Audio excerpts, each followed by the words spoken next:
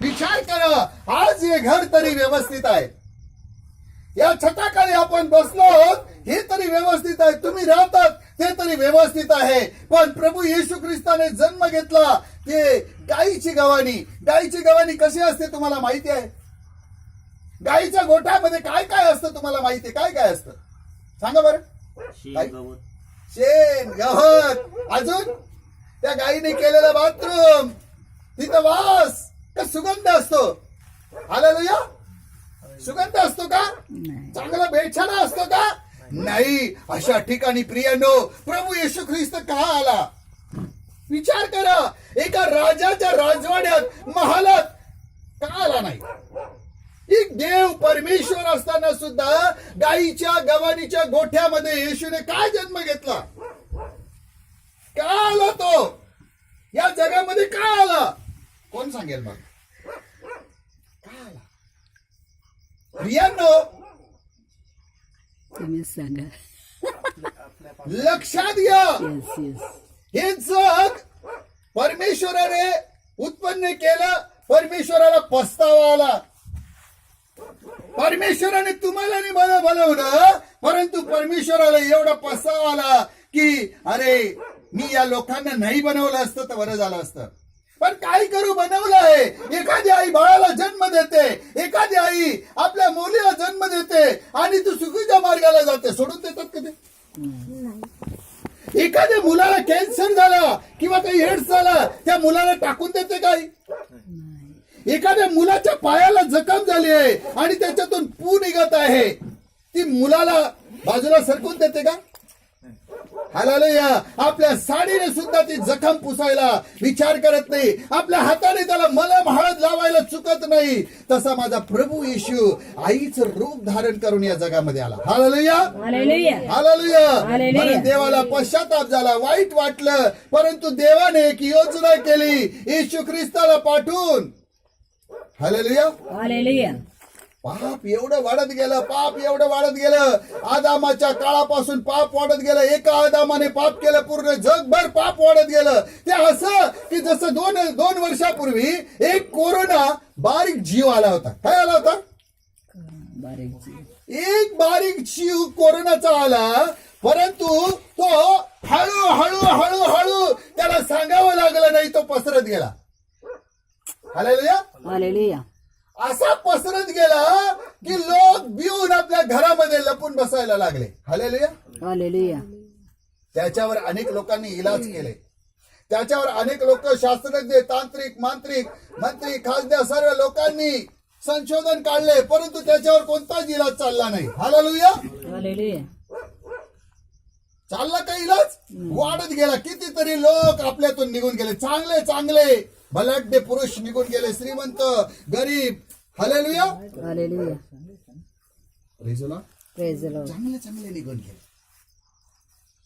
प्रियांनो. परंतु त्याच्यावर इलाज झालेला नाही अजून बी. तुम्हाला वाटलं असेल की कोरोना गेलाय, तुम्हाला वाटलं असेल कोरोना गेलाय, नाही गेला तो अजून आहे. हालेलुया. फक्त त्याची क्षमता कमी गेली आहे.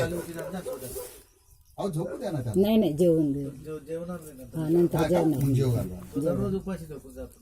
तसं नका करू. त्याची आई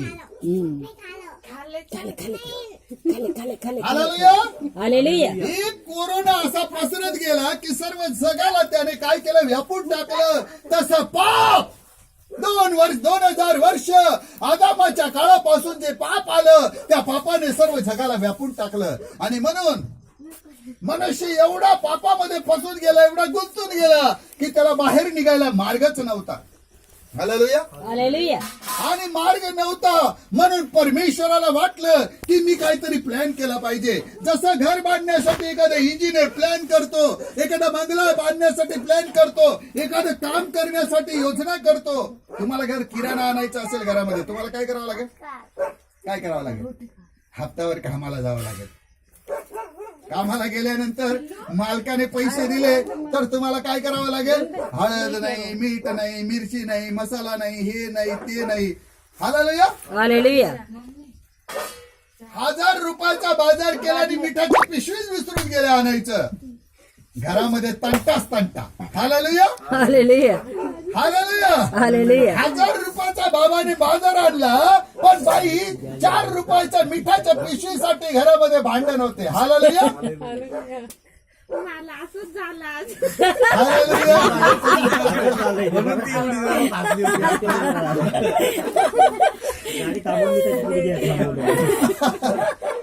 मला देवबापाने दाखवलं. Praise the Lord.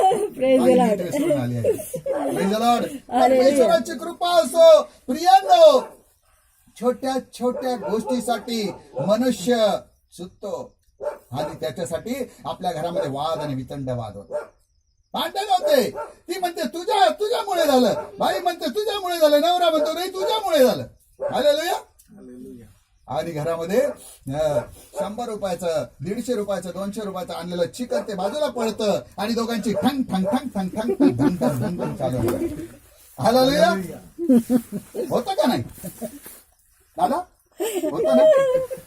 1000, 1200, 2000चा बाजार आणला, त्याची किंमत नाही. 4 रुपयाच्या मिठासाठी घरामध्ये ते 150, 200 रुपयाचं आणलेलं चिकन बाजूला आणि दोघांची ठणठण. हालेलुया. असं जीवन मनुष्याचं आहे आणि म्हणून मनुष्य पापात पडत गेला. आणि म्हणून परमेश्वराने एक योजना केली. एका मरियेला, 12 वर्षाच्या मरिये नावाच्या स्त्रीला, किती वर्षाची? 12 वर्षाची मरियाला परमेश्वराने, तिचं जीवन पवित्र होतं, ती पाप काय तिला माहिती नव्हतं आणि म्हणून अशा मरियेला परमेश्वराने निवड केली तिची. आणि 12 वर्षाच्या मरियेला पवित्र आत्मा द्वारे सांगण्यात आलं.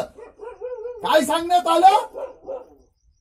की मरिया, तुझ्या पोटी असा बाळ जन्माला येणार आहे. मरिया घाबरून गेली पाहिजे होती ना? मरिया घाबरली नाही, परमेश्वराची स्तुती केली तिने. हालेलुया.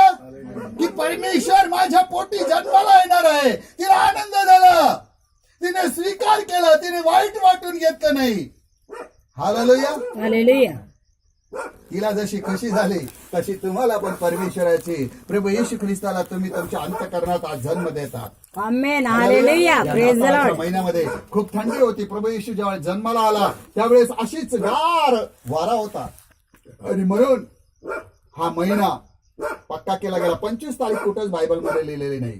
परंतु काय आहे शास्त्रज्ञांनी की आता 20 ते 25 तारखेच्या दरम्यान खूप थंडी असते, भयानक थंडी असते, म्हणून ती तारीख त्यांनी फिक्स केली. परंतु खरी 1 तारीख